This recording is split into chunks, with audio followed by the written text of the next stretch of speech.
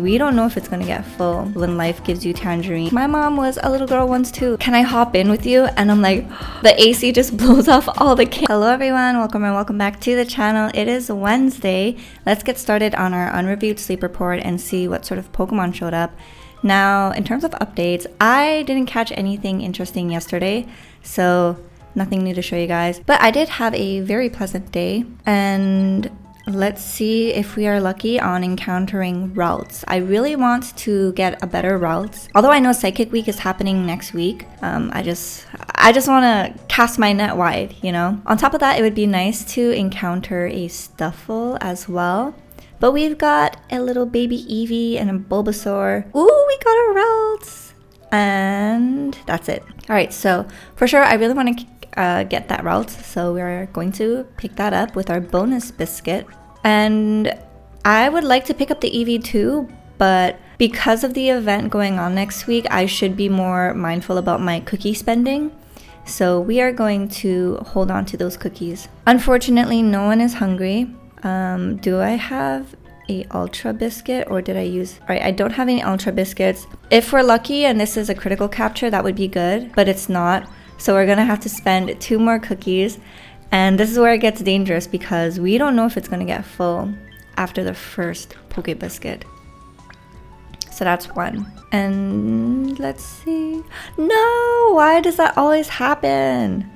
Well, alright, we're just gonna hope that it comes tomorrow. And yeah, it's just so unlucky with routes lately. But I'm gonna give everyone routes candy, so I'm gonna choose this portrait. And we're going to go along with our merry day. Now, I'm feeling a little short, as in short-tempered, because there's some noise outside that is distracting. But yes, if I tend to lose my train of thought, it's because it's hard to focus with that noise. We can add 22 more. So my Magnezone probably triggers its skill like once a day, and I guess my Snorlax wants a big lunch. So let's see what we're going to be able to make. I don't think we can... No, we cannot make the Clodsire Eclair. I don't even have enough corn.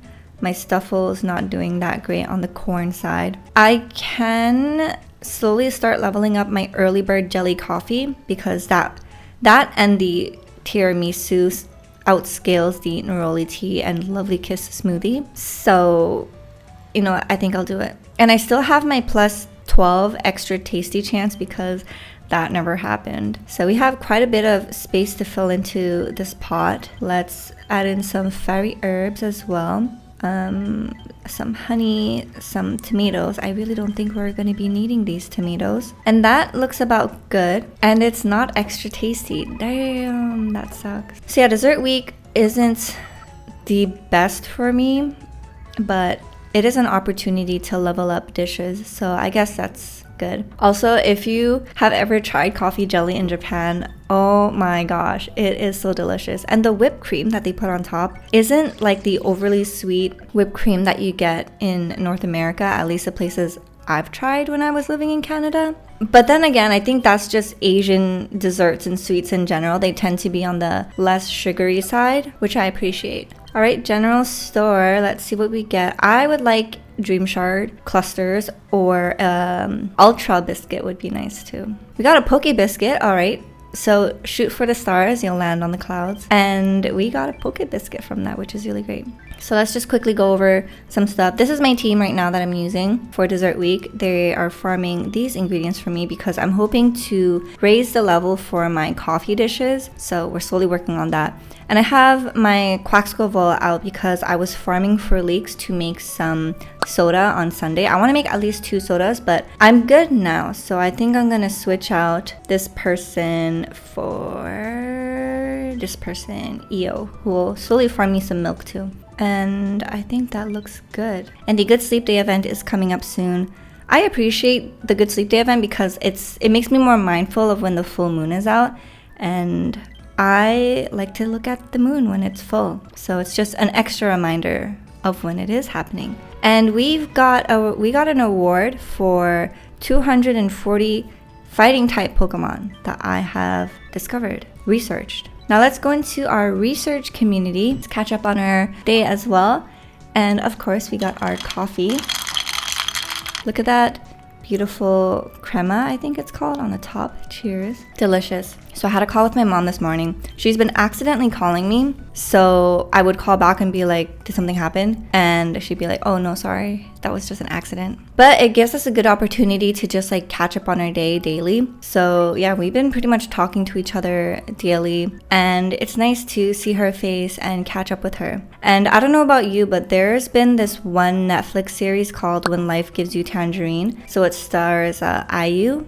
It's a Korean drama, and that has been on my For You for the past couple days. So I haven't watched the actual series, but I have seen clips of it. And you guys, the portrayal of family and sacrifice that mom and dad does for children, and just like how selfish you can be as a child for saying the mean things that you say, like it gets to you. It just hits different when you reach a certain age in life. So there's one scene, and it basically says parents dwell on things that they weren't able to give their children, while children dwell on things that they weren't able to get from their parents. And that, like, it just hits so hard. Now, growing up for me, we weren't the most well off. Like my parents struggled, and I've seen my mom struggle throughout life. And I've noticed that only in my later parts of life, how grave the situation was, because when it was happening, she did such a great job at just masking what was happening, so that us as kids, we weren't aware to certain situations that was happening, because she didn't want us to pick up the stress that she was having, you know? And I appreciate my mom so much for that, because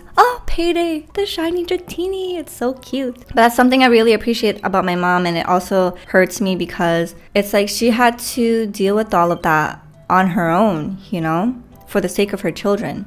And I've definitely had bratty moments in my adolescent life where I'm like, oh, why can't you get me this? But so-and-so's parent got them that. Like, why can't I get this phone and stuff, you know? Like, I was a brat. And I feel so much guilt now that I'm older. But I quickly dropped that once I turned 18, because once I turned 18, my mom told me to get a job, and I did. Like, she cut me off financially, and I've been pretty much supporting myself since I was 18. And it really taught me the value of money. 177, congrats on the shiny Gasly. Yeah, I'm glad that she made me work at 18 and cut me off, because then it really forced me to be more mindful about how I spend money and what I want to save my money for, you know? So whenever I got a paycheck, I would put half my paycheck into my savings. And yeah, I learned to save money at a young age. And there's two things my mom taught me when it comes to money. She told me to never borrow money and never lend money. So those are two things I try not to do. And if I'm lending money, I'm in the mindset that I'm most likely not going to get it back. But all that to say about that quote, parents dwell on things they couldn't give to their children, but children dwell on things that they weren't able to get from their parents. It's funny how when you grow up, you adopt this mindset where you start feeling bad about the things that your parents had to sacrifice for you, and then you feel guilty as child for not being able to give your parents certain things. Like, imagine just all of the dreams and goals and stuff that they had to forego just to support your dream and growth, you know? And it's like, sometimes I think about it, and like, my mom was a little girl once too, you know? She had hopes and dreams and aspirations that she wasn't able to pursue or had to give up to take care of us. So now, whenever, like, she doesn't ask for much, okay? And whenever I do ask her, like, what do you want? She just doesn't say much. She doesn't vocalize what she wants. So whenever she does mention something and I pick up on it, like, I'll give a lot of it, you know? And I feel like that's such a Asian parent thing too. Like, for example, growing up, there was this like one pastry bread bun that I really liked that she would buy, and she noticed that I really loved eating it, so she would buy way too much of it, and then I got sick of it, and then she'd be like, why aren't you eating them? I bought them for you because you like them, don't you? And I'd be like, yeah, but mom, like, you're buying way too much for me to eat. Like, I can't eat all of this, and now I'm kind of tired of it. So now the roles are reversed, where when I pick up things that she's finally expressing that she wants, I try my best to give that to her. And even though I'm able to be in a position in life where I'm able to give back to her, I feel this tremendous amount of guilt for things that I couldn't give her when I had the chance, you know? Or just like wishing that I can give her way more than what I could do now, so that she can just truly enjoy life for what it is, for the way I enjoy life. And like, it's crazy. My mom had me really young too. So it's like nuts to just think about the life she could have had she not had us, you know? And to be honest, like, I wouldn't even blame her if she were like, yeah, you know, sometimes like I wonder what life would be like without you guys. Like, I wouldn't blame her. 4 kids that you're raising, like, that's a lot of life that you're dedicating into your children. Something that I can probably never repay her for, but I try my best. So yeah, when life gives you tangerines, that has been like all over my For You, and that has like really gotten me in my feels, especially because I'm like talking to my mom more daily, and it's just like making me feel so sentimental and emotional. But also, I'm almost gonna be on my strawberry week, so I think that also has a play on why I'm feeling so like extra sentimental and emotional. Like, I was watching something the other day and I just started crying. Like, I started crying. Just some thoughts. Also at the gym yesterday, so it was really freaking packed, okay? And I know that there's this term called like hopping in, when you're doing something and then someone hops in, so you're like doing your reps while the other person's taking their break. And I've never had that happen to me, okay? So I was joking around with my boyfriend, and I'm like, oh my god, maybe I'll just hop in with someone because the gym is just so busy and I'm gonna have to wait a while. But then luckily the machine I wanted to use was free, right? So I'm done my first set, and this gentleman comes up to me and he's like, can I hop in with you? And I'm like, this is the moment I was joking around with my boyfriend, and the universe was like, you're gonna joke around about it? Well, we're gonna give you that situation right now. So I'm like, okay. And I just didn't know what to do, because a part of me was holding in my laugh because I'm like, how comical, you know? And the other part of me was like just so nervous because like during my break when I'm standing around, like, what am I supposed to do? I don't want to watch him. But then it's like, if I'm on my phone, then it's like, oh, she's one of those people who's just always on their phone at the gym, because you know that's the weird thing about gym people. Like, the hardcore gym people always shit on other gym people, and it's like, what makes you any better? Like, who do you think you are? Anyways, that's besides the point. Yeah, that was my first experience. Someone hopped in, and yeah, it was really nice. He told me that because my weights were lower than his. So he was like, oh, you don't need to take off my weights or anything. So he would put on the weights, remove the weights. And also because I'm shorter, and a lot of the machines at the gym, they're just not built for like petite, short people. Like, I'm 5'2", so a lot of the stuff I have to position my body, and it's just sometimes a task to use machines because they just don't fit properly. Like, sometimes the shoulder stuff don't get in the proper areas, and then they start hurting. But this machine was a hip thrust machine, okay? And my legs are shorter, so when it's on the safety, my range of motion just to remove the safety is like way high, where it looks like I'm about to do like a backwards bridge, where like you're U-shaped like that, right? And that's not good for your back. So I never put it on the safety because it's just gonna ruin my body, okay? But he's taller, so he needs it to be on the safety, because if it's too low, then on the reset it's just not ideal for his body, okay? So he mentions this. He's like, oh, by the way, you're not resting it on the safety. And I'm like, oh yeah, it's because I'm a little short. And he's like, oh, okay.